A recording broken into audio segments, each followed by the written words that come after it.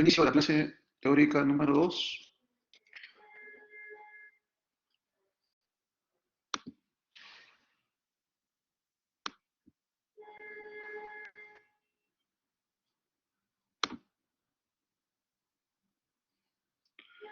Bueno, para los que no me conocen, mi nombre es Ricardo Taife, soy cirujano de tórax y cardiovascular. Y el día de hoy vamos a hacer enfermedades infecciosas pleuropulmonares, ¿no? Entonces, primero vamos a hablar de lo que es el absceso pulmonar, que seguramente ustedes ya han realizado en sus clases de medicina y que esta vez le vamos a dar un enfoque más quirúrgico. Esperemos que puedan participar. A ver, entonces por definición, el absceso pulmonar es una colección purulenta que está ubicada en la cavidad formada por la necrosis del parénquima pulmonar, es decir, se forma por la destrucción de, digamos, los neumocitos, ¿no? O sea, el parénquima pulmonar se va a destruir debido a una infección, puede ser bacteriana, que va a destruirse y esa destrucción va a formar una colección o una cavidad que posteriormente se va a coleccionar de polimorfos nucleares, ¿no? A eso le denominan absceso pulmonar. Obviamente no todos los gérmenes o las bacterias producen absceso. Usualmente eh, el absceso pulmonar es único, ¿no? Y por definición radiológica debería medir más de 2 centímetros, ¿no? Porque si encontrásemos, por ejemplo, si encontrásemos a un parénquima pulmonar que tenga múltiples abscesos, estaríamos hablando de una neumonía necrotizante, sobre todo si esta neumonía o si estos abscesos miden menos de 2 centímetros. Si miden menos de 2 centímetros, estamos hablando de una neumonía necrotizante. Un momento.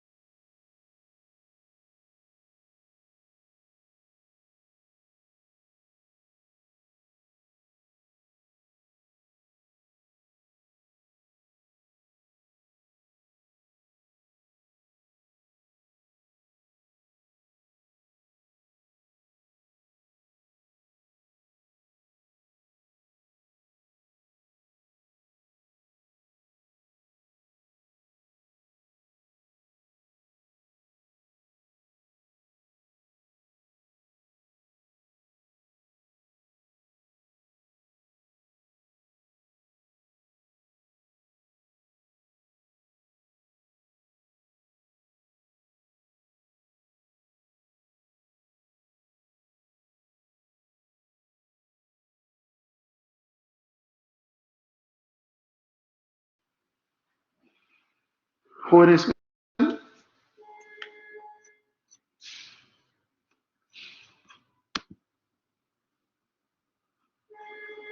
disculpen, ¿se me escucha?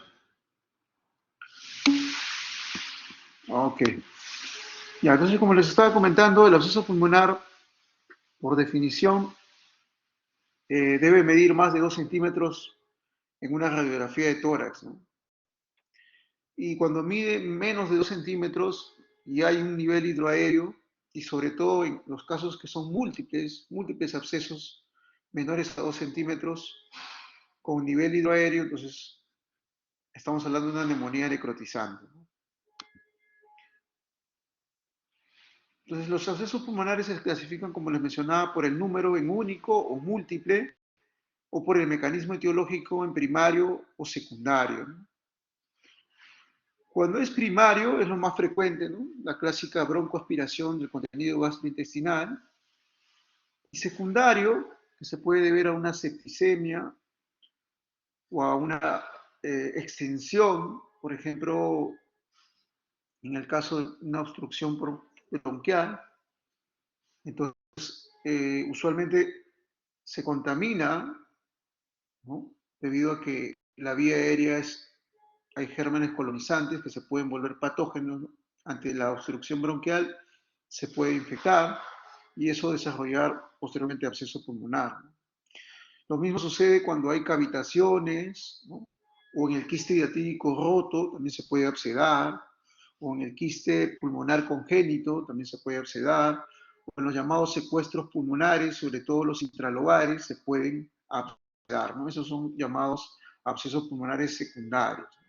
Que no tienen un mecanismo de broncoaspiración, sino de locoextensión o de diseminación por vía hematógena.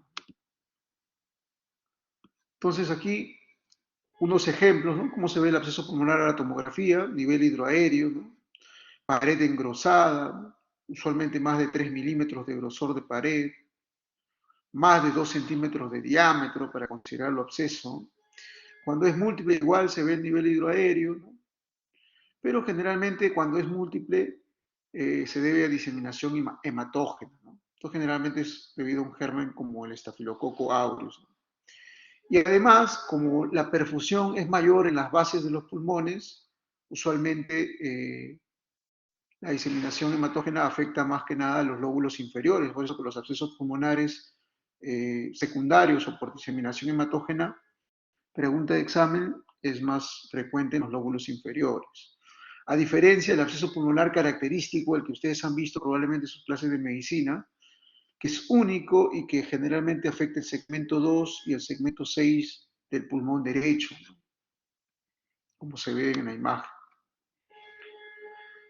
La etiopatogenia del absceso pulmonar usualmente tiene que ver con los gérmenes anaerobios, ¿no? Eso es lo que usualmente se suele decir en las clases de medicina. Los gérmenes que están más involucrados en el absceso pulmonar son los gérmenes anaerobios, ya sea gram positivo o gram negativo.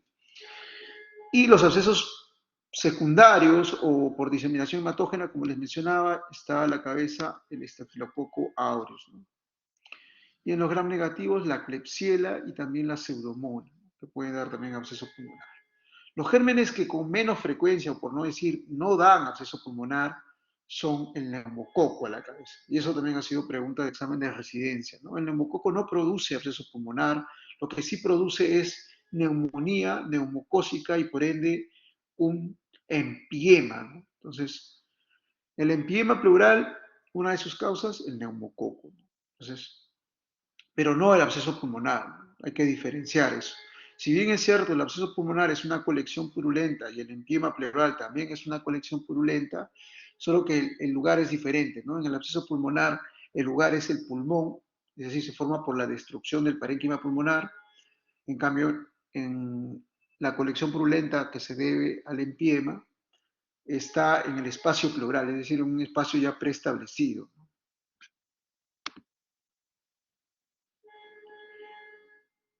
Y bueno, también dentro de la etiopatogenia, el absceso pulmonar atraviesa varios estadios, varias etapas, ¿no?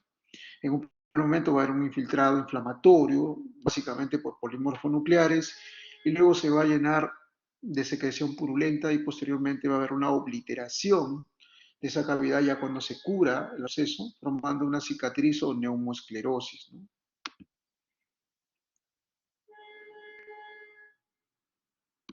Respecto al absceso secundario, y eso lo he preguntado antes también, el secuestro pulmonar que está relacionado al absceso pulmonar es el secuestro pulmonar intralobar, ¿no? Recuerden que el secuestro pulmonar se caracteriza porque tiene una arteria sistémica propia, ¿no? Entonces, que usualmente viene de la aorta, y eso también ha sido pregunta de NAM, ¿no? Para diagnosticar un absceso, perdón, un secuestro pulmonar, el diagnóstico es con angiotem, ¿no? Hay que ver la arteria que nace en la aorta descendente. También se puede ver absceso pulmonar secundario a endocarditis, ¿no? Por ejemplo, de válvula aórtica, las endocarditis suelen diseminarse por vía hematógena hacia el pulmón, lóbulos inferiores, desarrollando absceso pulmonar.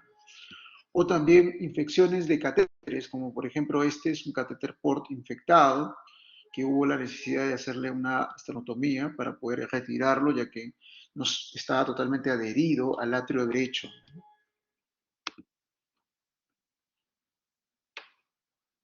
Y respecto al diagnóstico, ¿no? El diagnóstico puede ser un absceso pulmonar agudo o un absceso pulmonar crónico.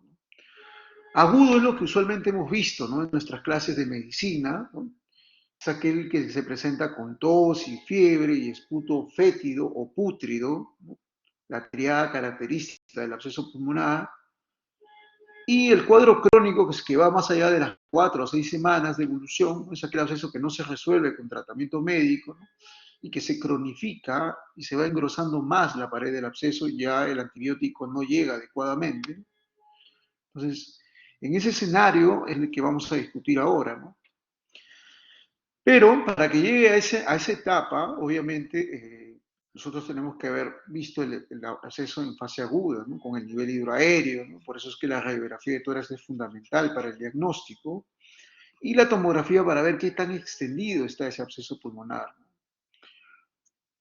Pero siempre el signo característico es el nivel hidroaéreo.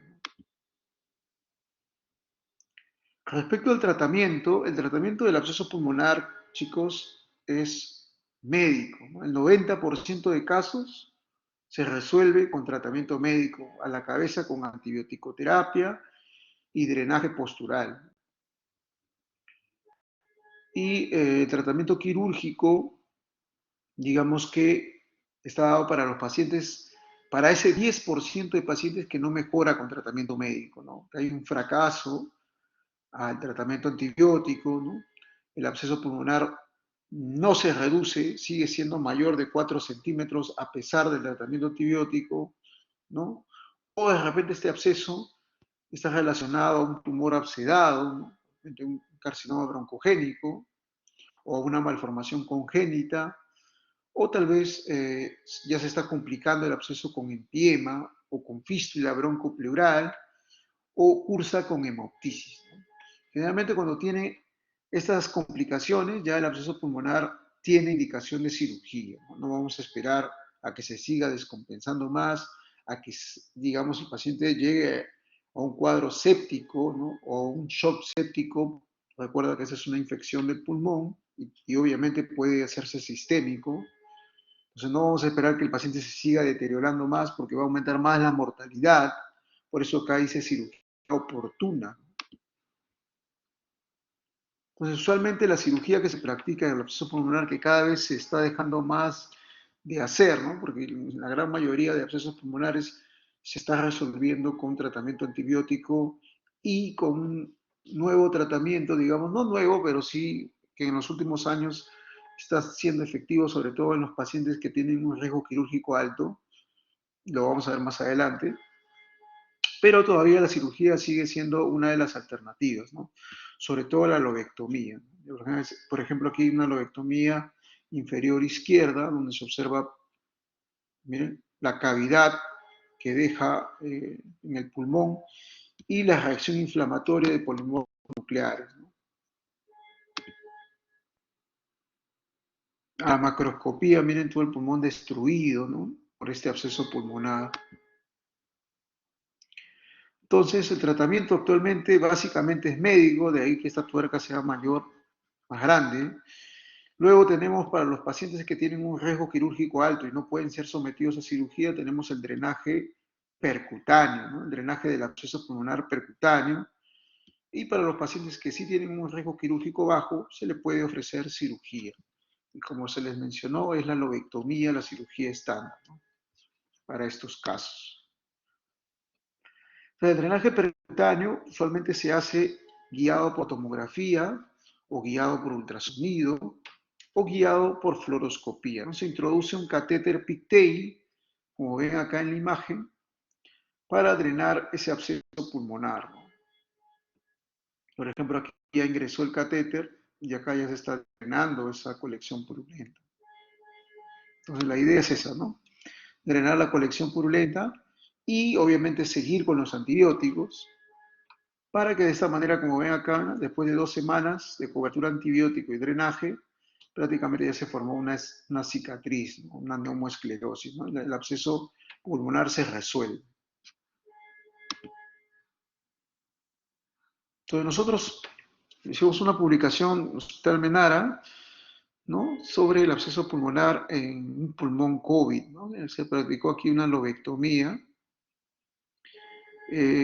Lo característico acá fue que este paciente ya tenía 4 semanas de evolución y estaba cursando con hemoptisis, ¿no? Un absceso pulmonar de 4 semanas, o sea, crónico, que se está complicando con hemoptisis, obviamente tiene indicación de cirugía.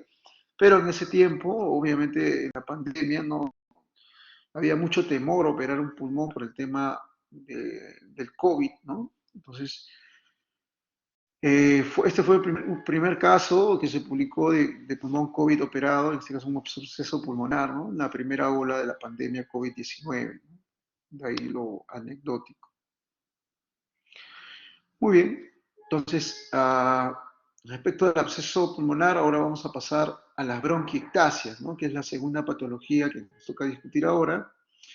Las bronquiectasias vienen a ser una dilatación permanente e irreversible de los bronquios, ¿no? Básicamente es causada por la destrucción de los componentes de la pared bronquial, ¿no? Componentes elásticos y componentes musculares. O sea, hay una lesión a nivel de la pared bronquial, puede ser debido a un cuadro infeccioso, un cuadro congénito, ¿no? Que hace que se dilate el bronquio, ¿no? De forma permanente e irreversible, como dice la definición, ¿no? Es más frecuente esta dilatación bronquial en los lóbulos inferiores y en el lóbulo medio. Eso es lo que dicen los textos, ¿no? Sin embargo, en nuestro país, ¿no? Las bronquiectasias no son más frecuentes en el lóbulo medio ni en el lóbulo inferior, ¿no? Como nuestro país es un país endémico de tuberculosis, entonces eh, las bronquiectasias son más frecuentes en los lóbulos superiores, ¿no? Porque ese es el lugar, el sitio de mayor afección en la tuberculosis, ¿no?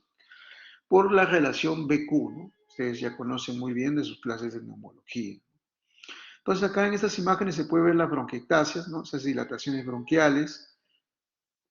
Y más abajo vemos una broncografía, que esto lo he puesto como parte de la historia de la medicina, porque esto ya no se hace, ¿no? Esto era lo que se hacía en antaño, en los años 80, ¿no? En los años 90, cuando no había todavía la tomografía. Actualmente la tomografía es el gold estándar para el diagnóstico de bronquiectasia, ¿no? No hacemos broncografía, ¿no? Entonces es parte de la historia de la medicina. Y estas bronquiectasias usualmente por la etiología se clasifican en adquirida y en congénita. Respecto a la clasificación adquirida, a la cabeza está la secuela de tuberculosis pulmonar. La tuberculosis pulmonar nos va a dejar como secuela, como ustedes saben, o la principal secuela, las bronquiectasias, ¿no? Casi el 100% de pacientes, y eso ya hay un estudio peruano, ¿no? El Hospital Hipólito Unanue, el Hospital 2 de Mayo, donde se demuestra que casi el 100% de pacientes que tienen tuberculosis desarrollan bronquiectasias, ¿no? Y obviamente las bronquiectasias se van a manifestar posteriormente de la infección, ¿no? Como una secuela de esta infección. Y después están las neumopatías necrotizantes o las micosis pulmonares también. Respecto a la etiología congénita, a la cabeza está la fibrosis quística, la disinencia ciliar primaria y el síndrome de Young, ¿no? También el síndrome de Cartagener. El síndrome de Cartagener se caracteriza porque, además de bronquiectasias, voy a ver un situs inversus en estos pacientes. Este situs inversus, como por ejemplo aquí, vamos a ver en la parte superior, las bronquiectasias que con mayor frecuencia se afectan en el síndrome de Cartagener, o sea, mejor dicho, la localización de las bronquiectasias es en el lóbulo medio, ¿no? Como por ejemplo acá.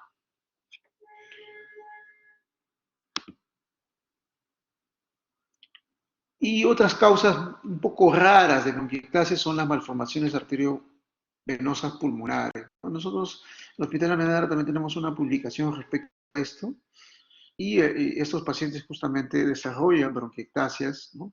Producto de esta malformación arteriovenosa pulmonar. Además de absceso cerebral, ¿no? Porque aquí va a haber un shunt intrapulmonar, el cual va a producirse un embolismo paradójico, ¿no? De, digamos, de un trombo a nivel venoso va a ingresar a nivel arterial a través de esta fístula, ¿no? Y puede desarrollar abscesos cerebrales, ¿no? De ahí la importancia de conocer un poco la formación arteriovenosa pulmonar, ¿no?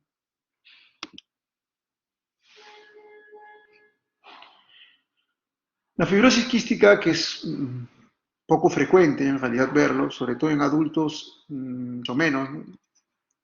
Una de sus características es que es una enfermedad hereditaria autosómica recesiva, ¿no? Cuyo gen se encuentra en el cromosoma 7 en el brazo largo, ¿no? O brazo Q. Aquí va a haber un defecto genético, ¿no? De la proteína reguladora transmembrana de la fibrosis quística, que no es más que un canal de cloro. Ese canal de cloro se encuentra en la célula de Clara, o también llamada célula bronquiolar. Entonces, vamos a ver después cómo es que se forma estas bronquiectasias en la fibrosis quística, ¿no? Debido a esta mutación en este gen. La forma habitual de afección de las bronquiectasias, a diferencia del síndrome de Cartagener que afecta el lóbulo medio, son los lóbulos superiores, ¿no? En la fibrosis quística, las bronquiectasias están en los lóbulos superiores, aunque se considera que las bronquiectasias pueden estar en cualquier parte del pulmón, ¿no? O sea, son difusas, pero tienen predilección por los lóbulos superiores.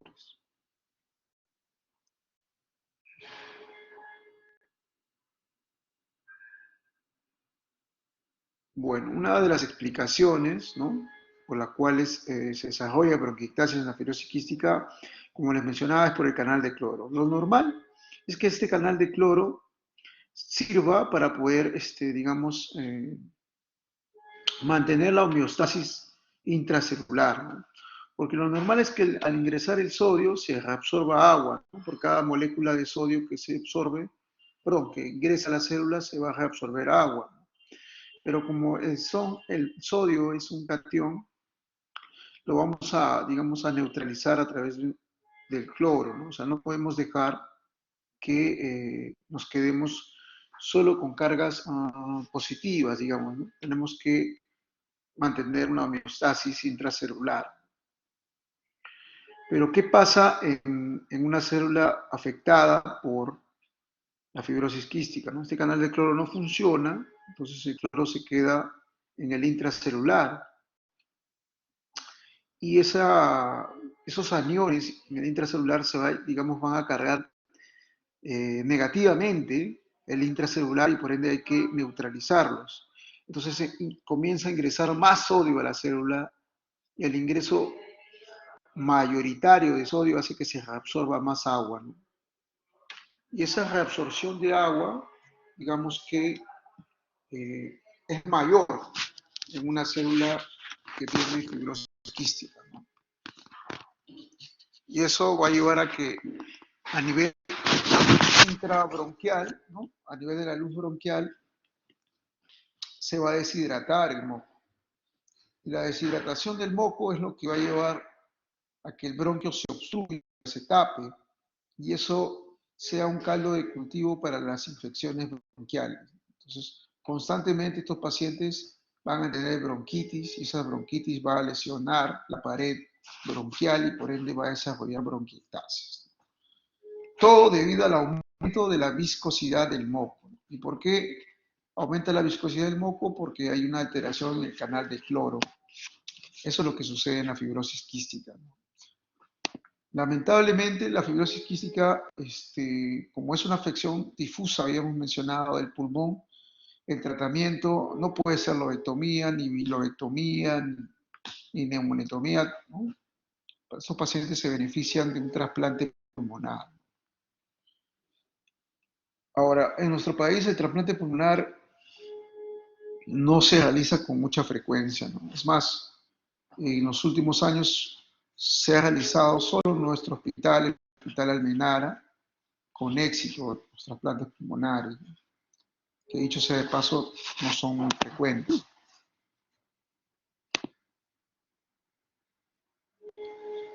Y respecto a la etiopatogenia también, cualquier patología que dañe la pared bronquial puede desarrollar bronquiectasis, ¿no? Y eso muchas veces se debe, como les mencionaba, a la obstrucción del bronquio. Eso sucede, por ejemplo, en el síndrome de Cartagener por la alteración de los cilios, ¿no? Recuerda que el epitelio bronquial es pseudoestratificado, cilíndrico ciliado. Entonces, como está ciliado y hay una alteración a nivel de los cilios, el síndrome de Cartagener, digamos que no va a haber un buen clearance bronquial y eso va a hacer que aumente el moco y obviamente se obstruya el árbol bronquial, haciendo que prolifere los microorganismos y produzcan mayor número de bronquitis que van a desarrollar bronquiectasias posteriormente. Y las mismas bronquiectasias pueden llevarte a un cor pulmonar, ¿no? A una afección del lado derecho del corazón. Es una imagen de un bronquio normal, miren, con su epitelio pseudoestratificado, cilíndrico ciliado, con su cartílago, su músculo, ¿no?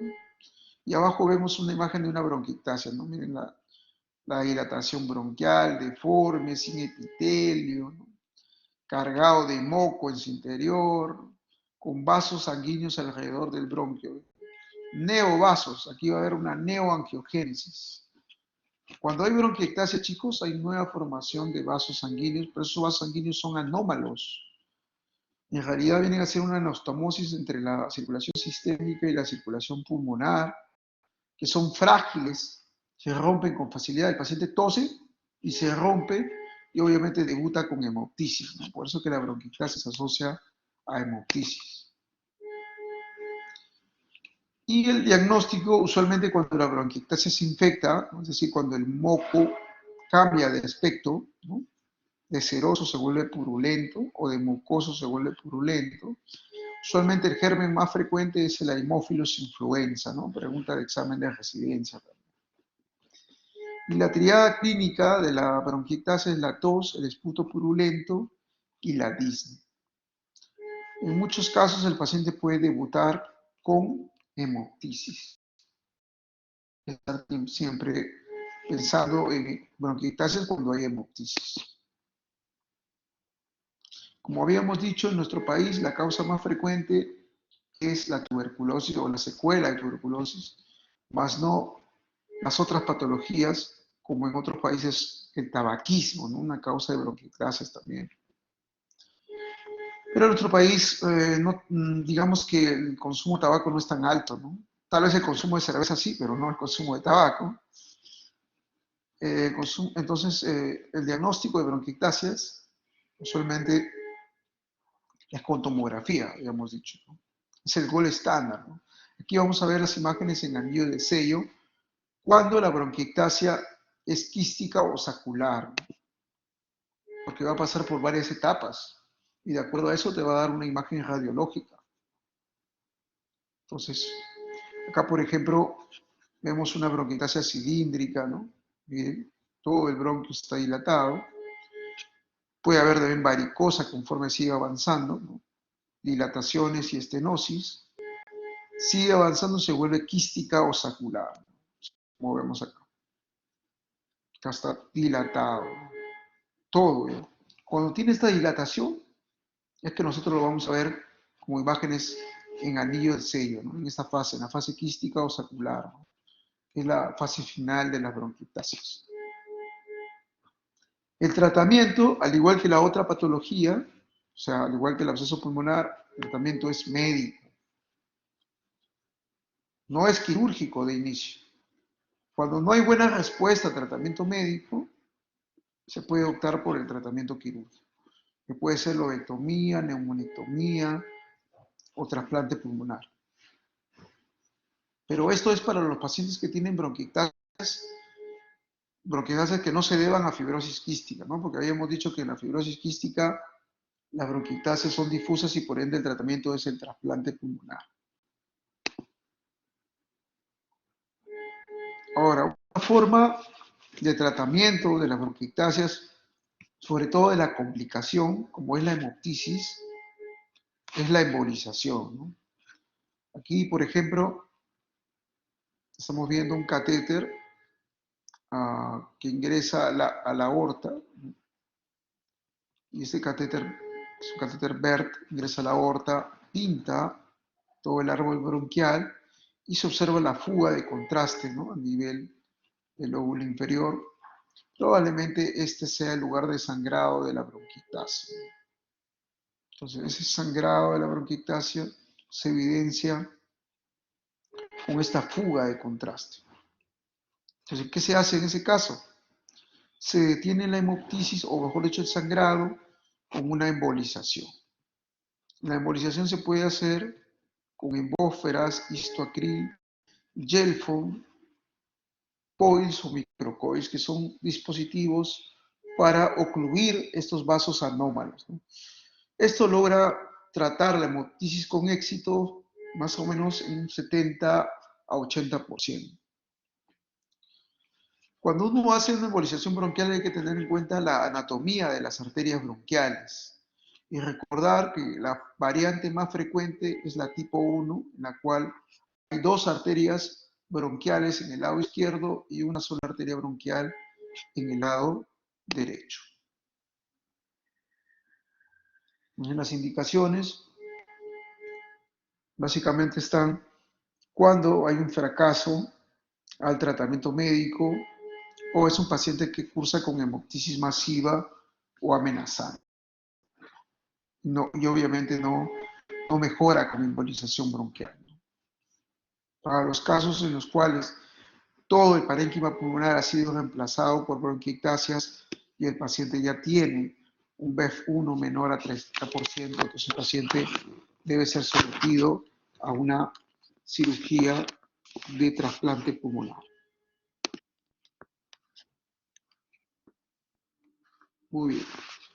Entonces, el tratamiento de las bronquiectasias, cuando hay un fracaso de tratamiento médico, entonces se puede optar por una lobectomía o una neumonectomía. Por ejemplo, aquí tengo un paciente que tiene bronquiectasias en el lóbulo superior, bronquiectasias en el lóbulo inferior. Doctor, ¿y cómo sabe que este es el lóbulo inferior y este es el lóbulo superior? Porque acá solamente veo la tráquea, miren. En cambio, acá ya veo la bifurcación, o sea que hay bronquio principal izquierdo, por lo tanto, todo lo que está hacia arriba es el lóbulo superior y todo lo que está hacia abajo es el lóbulo inferior, porque esta es la cisura.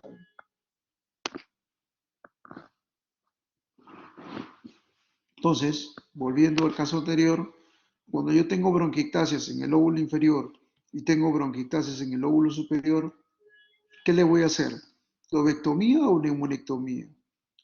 A ver, qué dice Betsabe, Cristina.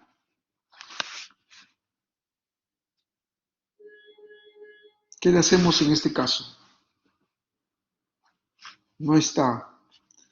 A ver qué dice Milena Lisset. ¿Qué hacemos con esta paciente que tiene bronquiectasias en lóbulo superior y en lóbulo inferior?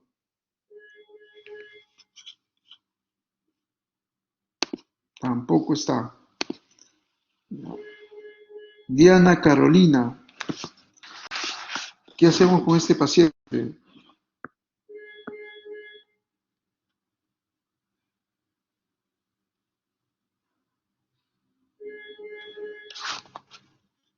Diana tampoco está. La otra Diana, a ver, no está la otra Diana. Pamela Alexandra, ¿qué hacemos con este paciente?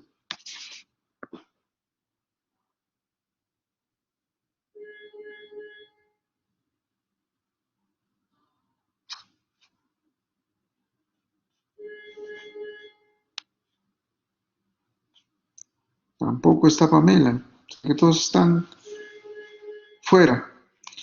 A ver, Alejandro Sebastián, ahora vamos a los varones.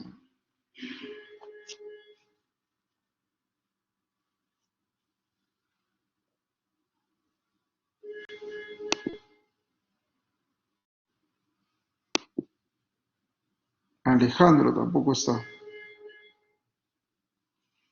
Ángel Andrés,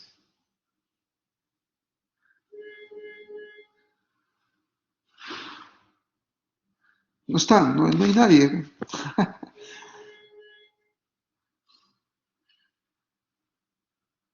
Alguien que esté escuchando. ¿Qué le hacemos a este paciente?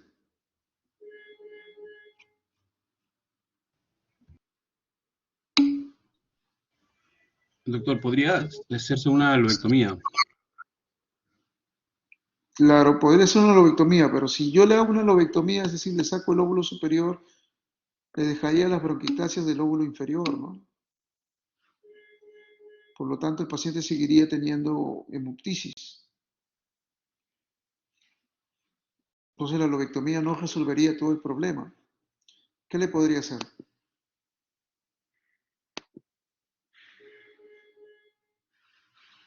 ¿Cuál sería el tratamiento?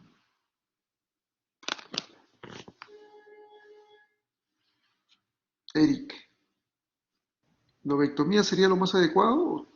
Neumonectomía en este caso, doctor. Claro, neumonectomía, ¿no? Porque las bronquiectasias están en el lóbulo superior y están en el lóbulo inferior, pues. Muy bien. Y este otro caso, miren, las bronquiectasias pueden reemplazar todo el parénquima pulmonar, ¿ah? Como ven acá, todo el parénquima pulmonar está reemplazado por bronquiectasias. Todo el lóbulo superior, el lóbulo medio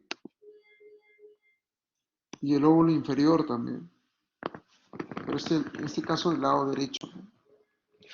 ¿Qué le hacemos acá? ¿Lobectomía, bilobectomía o neumonectomía en este paciente?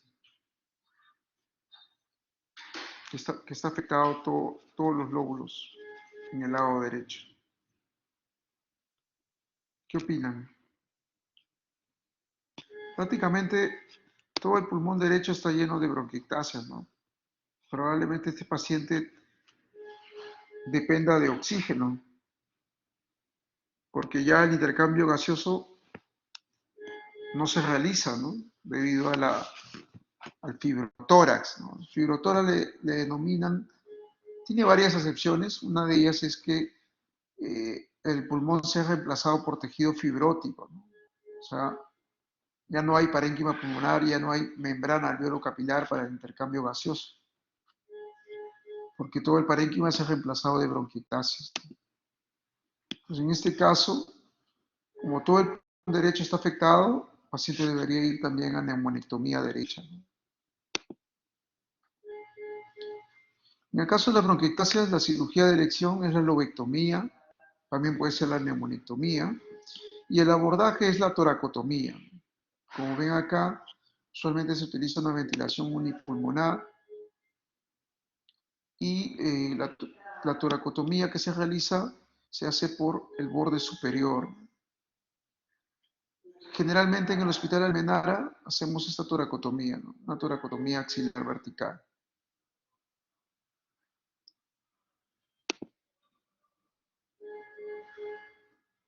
Y en muchos estudios donde se comparaba justamente si la cirugía contribuye al beneficio de las bronquiectasias, pues se observa que hay un grado de satisfacción alto, ¿no? Tanto para las bronquiectasias localizadas como para las bronquiectasias no localizadas, ¿no?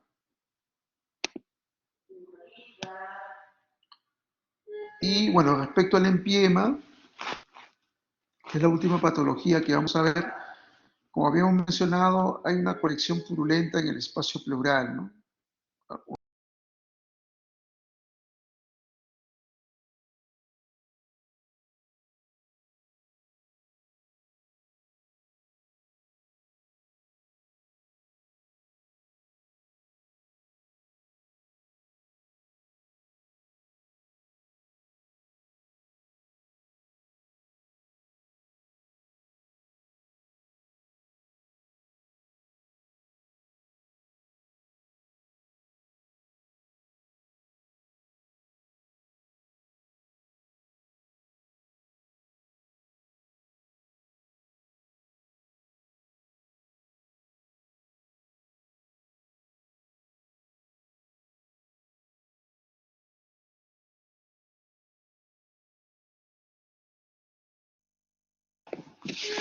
Ya, entonces, en el empiema pleural, disculpen, este, viene a ser una colección purulenta, pero en el espacio pleural, ¿no? Acá usualmente hay que conocer un poco de la formación del líquido pleural para poder entender el empiema. Usualmente el líquido pleural va entre 0,1 a 0,2 mililitros por kilogramo de peso, ¿no? Y el volumen constante que tenemos es de 5 a 15 mililitros. Sin embargo, durante el día se produce más o menos de 1 a 2 litros, solo que se reabsorbe ese líquido. En el caso del empiema, vamos a observar siempre este signo, el signo de división pleural. Casi en 70% de casos, el empiema presenta ese signo. Es decir, división pleural porque la pleura visceral está separada de la pleura parietal, que es esta, ¿no? Entonces, se engrosan ambas pleuras y están separadas por este líquido, ¿no? Eso se llama signo de división pleural. Y usualmente la formación de líquido se da en ambas pleuras, ¿no? Tanto en la pleura parietal como en la pleura visceral. Pero la absorción de líquido es solo en la pleura parietal, ¿no? Como vemos acá en esta imagen.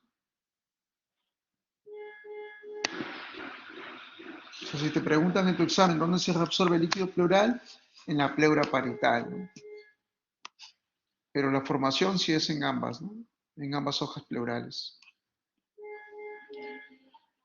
Respecto a la etiopatogenia, usualmente el empiema pleural es secundario a un derrame paraneumónico, ¿no? O sea, una neumonía.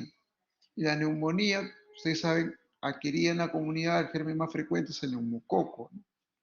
Por eso es que más frecuente es el derrame paraneumónico causa de empiema, ¿no? Eso es lo que han visto ustedes en sus clases de medicina, ¿no? Sin embargo, también el empiema se puede deber a otras etiologías, ¿no?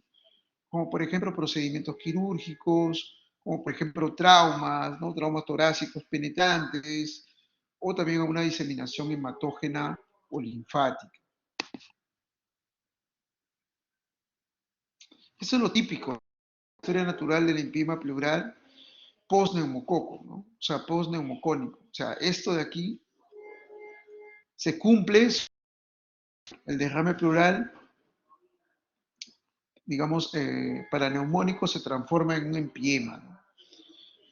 Entonces, primero vamos a pasar una fase exudativa que va a durar hasta de 48 horas a 5 días, luego una fase fibrino-purulenta de 5 a 14 días y luego la fase organizativa. Usualmente en la fase exudativa va a haber un líquido claro, ¿no? Acá solamente hay un aumento de la permeabilidad microvascular. En cambio, ya en la fase fibrino-purulenta hay una translocación bacteriana y acá empieza a tabicarse el líquido, ¿no? Por eso es que algunos textos describen un derrame pleural tabicado, pero en realidad esto ya se está transformando en un empiema. Usualmente cuando cultivas el líquido en esta fase sale positivo. Y en fase organizativa ya hay un depósito de colágeno, ¿no? Y hay la aparición de fibroblastos y en este caso ya la pleura se va engrosando, ¿no?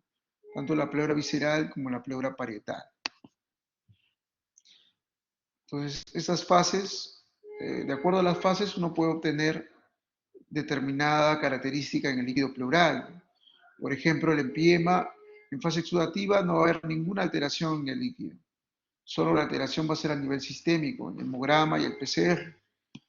Y en la fase fibrino-purulenta vamos a encontrar ya alteración bioquímica, ¿no? Acá vas a encontrar un pH ácido, una glucosa consumida, una elevación del lactato de deshidrogenasa, ¿no? Y cultivo positivo en 50% de casos.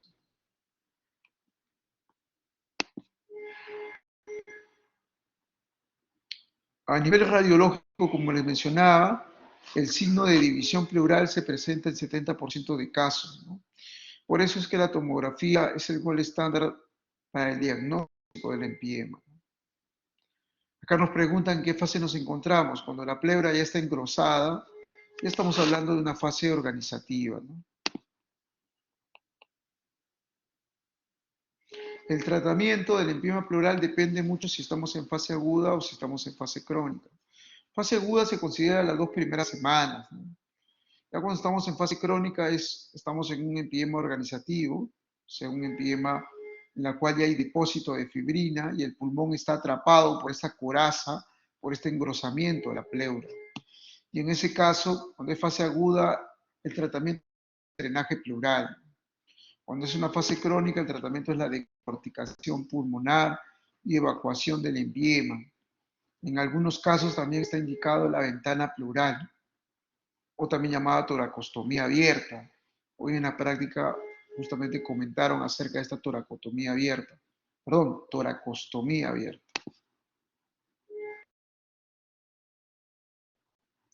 Entonces, digamos, va a formarse por la presencia de pus, pero que no va a ser necesariamente todo homogéneo, ¿no? Puede haber lóculos, como ves acá, ¿no? O puede haber tabiques debido al depósito de fibrina. Y esa reducción, ¿no? Porque el pulmón debería ocupar esa reducción de la capacidad se denomina atrapado, ¿no? O pulmón no expandible. Y eso se debe a que esta coraza, debido al engrosamiento de la pleura, no deja que se expanda el pulmón. Por ejemplo, aquí ya han evacuado el empiema, llega a ocupar esta pleura. Así se llama trap lung, ¿no? O pulmón atrapado. Eso es muy frecuente en los casos de empiema pleural. El empiema pleural también puede ser de etiología tuberculosa, pero en este caso la sospecha parte de que el paciente, además de tener, digamos, BK positivo o BK negativo, y tú de repente sigues sospechando que es una tuberculosis, no vas a encontrar nada en el líquido pleural, ¿no? Más que pus. Y cuando cultives el BK no va a salir siempre negativo, porque para que salga positivo, una biopsia gaseoso, ¿no? Ahora, el tratamiento es igual, es una decorticación y evacuación de empiema.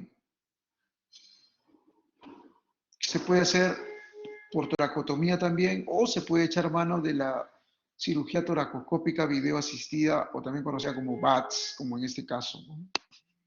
El BATS uniportal es una forma de poder realizar esta decorticación pulmonar y evacuación del empiema, ¿no?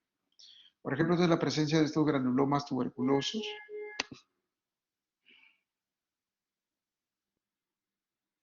Y estas son las múltiples adherencias que presenta, ¿no? Estos pacientes que tienen un empiema tuberculoso, ¿no? Miren estas partículas, ¿no? Usualmente, para poder evacuar el empiema hay que liberar todas estas adherencias primero, ¿no? Otro empiema importante es el empiema postquirúrgico, o sea, el empiema después de una cirugía como una lobectomía o un empiema postneumonectomía. Este, por ejemplo, es un empiema postneumonectomía, ¿no? En la cual ya hay un nivel hidroaéreo, y hay presencia de pus en el espacio pleural.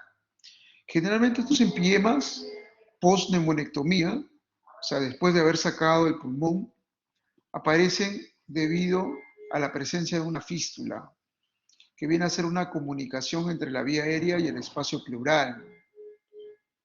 Y esos son más frecuentes en el lado derecho, o sea, después de una neumonectomía derecha.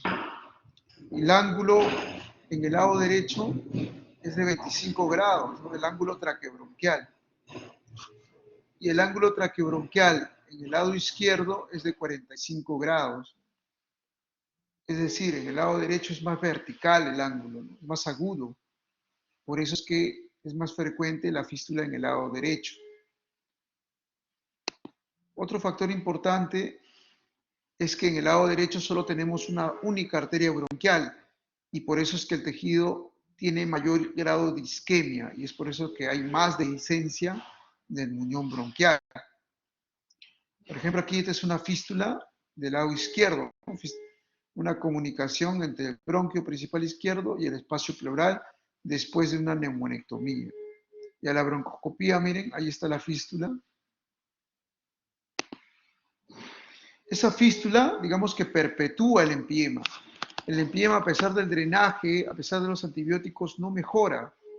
Y no mejora precisamente porque tiene la presencia de esta comunicación entre el espacio pleural y la vía aérea, ¿no? Los factores más importantes relacionados a esta fístula, como les mencionaba, es la irrigación. En el lado derecho solo hay una única arteria, en el lado izquierdo son dos. Un factor importante es el muñón bronquial. Debe ser al menos solo 1 centímetro como máximo de muñón bronquial. Si tiene más de un muñón bronquial, perdón, más de 1 centímetro de muñón bronquial, generalmente eso tiende a ser fístula broncopleural, lo cual lleva a un empiema pleural. Y otro factor importante también es la presencia de la ventilación mecánica. Entonces, ¿qué se hace en estos casos de empiema pleural post-neumonectomía? Primero hay que cerrar la fístula. En el hospital Almenara se suele cerrar la fístula y luego se le hace una ventana pleural. Miren. Se hace una exéresis de 2 costillas o más y se deja abierto, por eso se llama toracostomía abierta también. Y esa toracostomía abierta, perdón, va a permitir lavar la cavidad hasta que nuevamente se limpie y empiece a granular, como en este caso, ¿no? Entonces, al final, el paciente se opera de una y la ventana para que se. Muy bien, entonces eso era lo que quería compartirles el día de hoy. Espero que la clase haya sido productiva para ustedes. Hasta luego.